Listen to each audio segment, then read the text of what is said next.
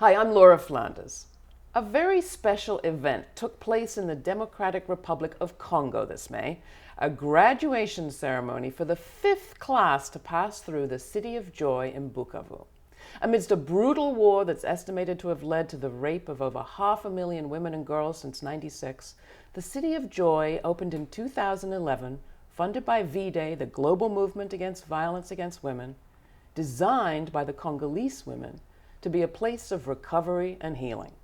Today, both the City of Joy and V World Farm are thriving in ways the founders never imagined. Christine Schuler Deschryver is the director of V-Day Congo and the City of Joy's director as well. Christine, welcome to Grit TV. Glad to have you. Thank you. Tell us a little bit about the City of Joy. What is it and why was it founded? I think it's a revolutionary place created by Congolese women.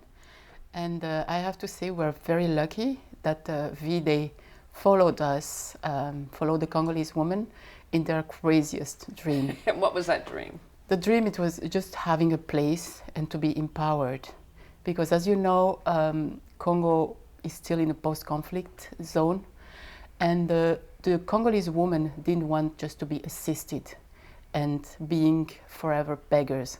So they wanted to be they wanted to be empowered and to take their own destinies in hand. So what happens at City of Joy? City of Joy, we do have a leadership program. And first of all, we have this amazing therapy. And I have to say it was experimental because we took different forms of therapies. And it's based on art, music, and dance. Because, you know, dance and music and art, it's like universal. We can sing the same songs without understanding. We can dance the same dance. And that's how we heal our girls at City of Joy. And who comes? Who's in your classrooms? We have, in every session, we have 90 girls and young women from all over DRC. And all of them, they are survivors of gender violence. Not only sexual violence, gender violence. We do have girls like these who were forced to be married, like having babies at 12, and then suddenly they were taken to the forest. And after the forest, their families didn't want them back. So they were like in the middle of nowhere. And after the hospital, they didn't even know where to go. Taken to the forest by militia groups, by some of the groups that are waging this conflict. By malicious groups, and I have to say, most of them were like these Hutu, the former genocidaires who came from Rwanda. You had worked in this field for years before you ever met up with Ensler and V-Day. The standard approach to, as you put it, assisting these women looked like what?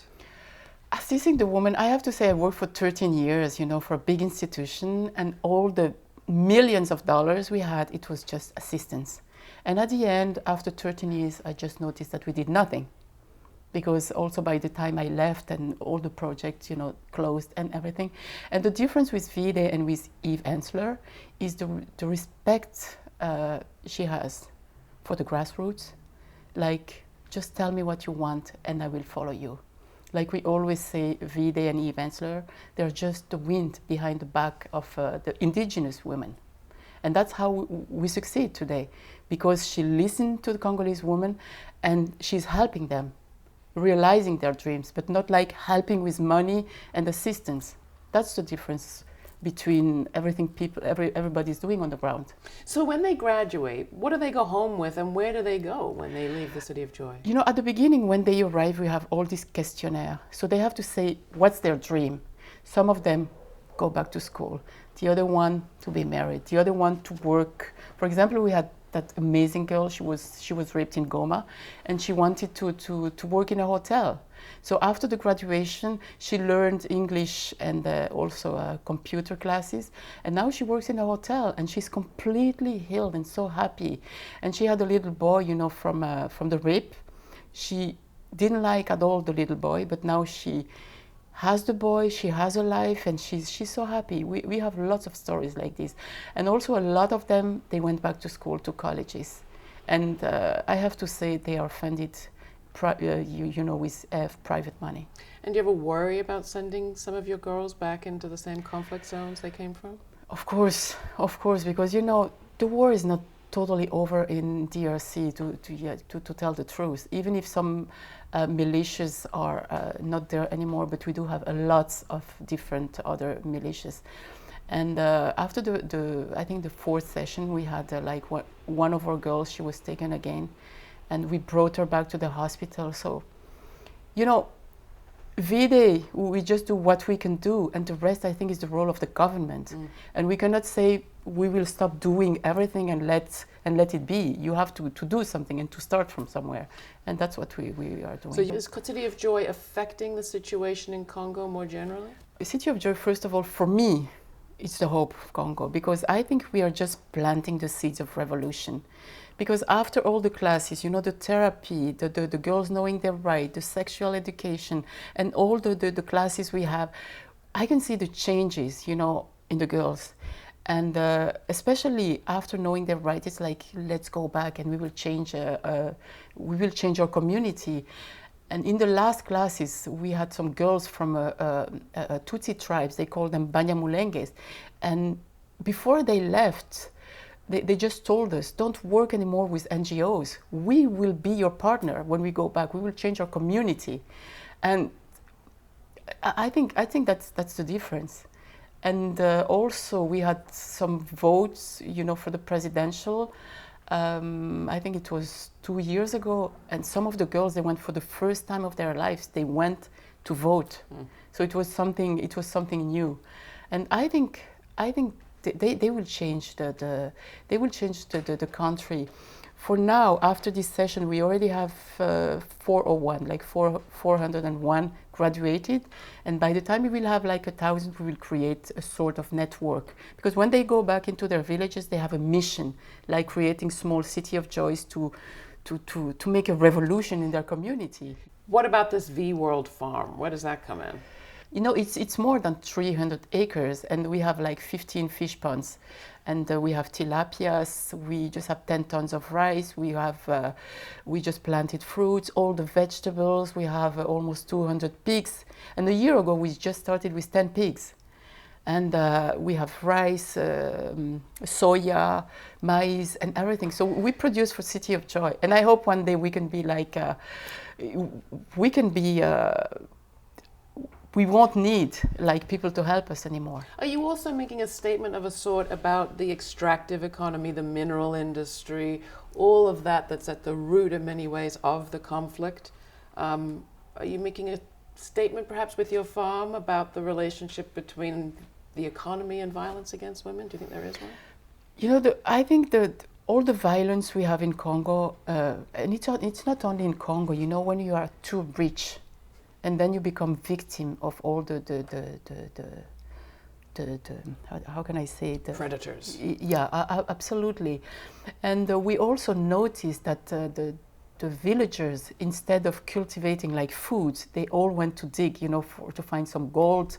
So all the economy went down, and the women, like the population, they were starving, because there was nothing, and also due to the not having security. And that's the reason we are trying to educate them, you know, to go back into the country and cultivate again. And I have to say, at City of Joy, we are very green. We teach them also how to make compost, how to feed Mother Nature, because Mother Nature is extremely generous in Kivu. And it's part of the education, and some of the girls, when they leave City of Joy, they also go to work at the V-World farm. They have a salary.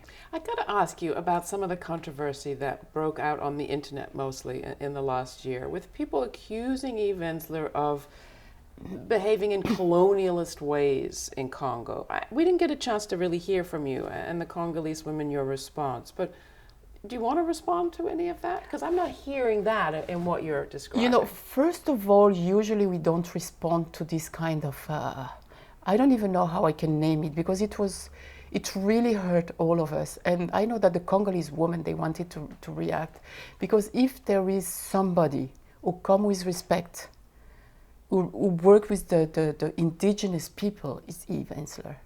You know, I started my career more than 20 years ago, and also for me, I had a very good job. For me to resign and to follow somebody like Ensler, and every single person in Congo, they know, I am a granddaughter of a colonialist.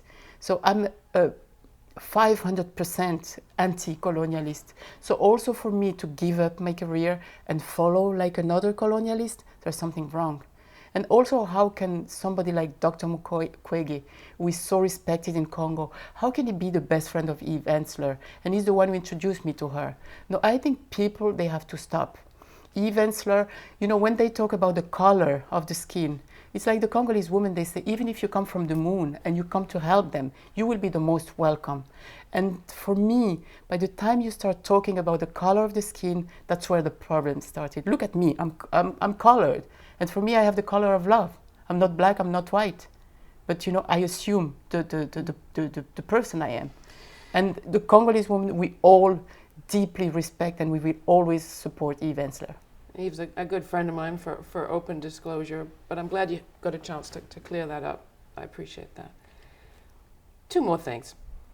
The US right now and the world have their eyes trained on Nigeria. There is a campaign to get the girls back who have been captured by militias in that country. 300 girls from a high school, a horrendous crime. But how does it look to the women that you work with in Congo? How are they making sense of the world's reaction to that crime when so many of their own girls remain missing and in danger? I have to say it's really, really tragic, you know, what the Boko Haram, you know, how they behave and what they are doing. But in Congo, the reactions are a little bit, of course we support, but sometimes we feel like if the world have done the same mobilization, you know, for the Congolese women, because we also do have lots of Congolese women, you know, still in the forest since years who are slave sex, and also children. I think it would have been something good for the Congo, but they just let all the tragedy be.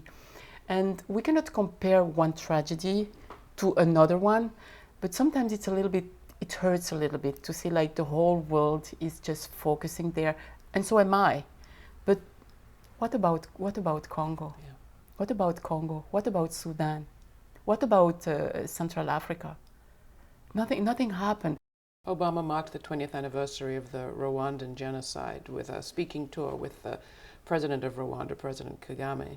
Not a lot of discussion of Congo on that tour. I don't remember. I think I remember Obama talking about Congo when he was a senator.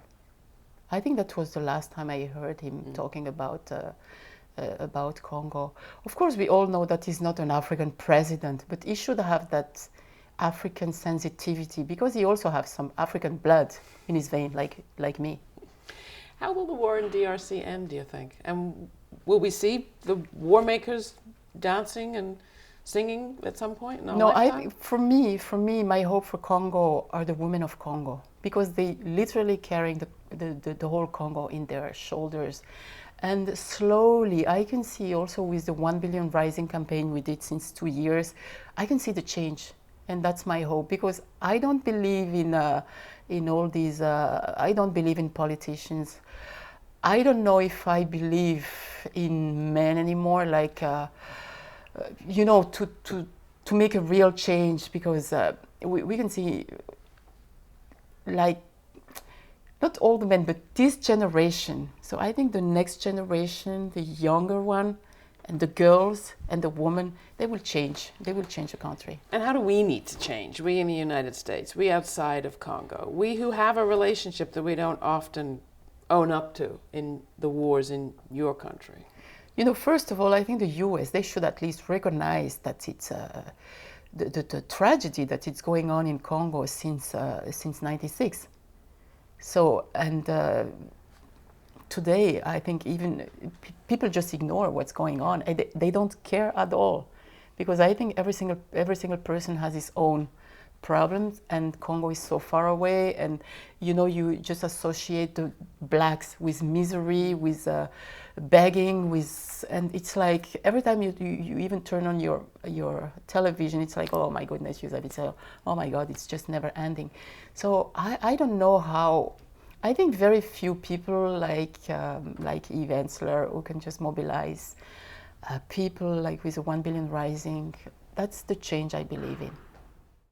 Christine Schuler Deschryver, thanks so much for joining us. Thank you.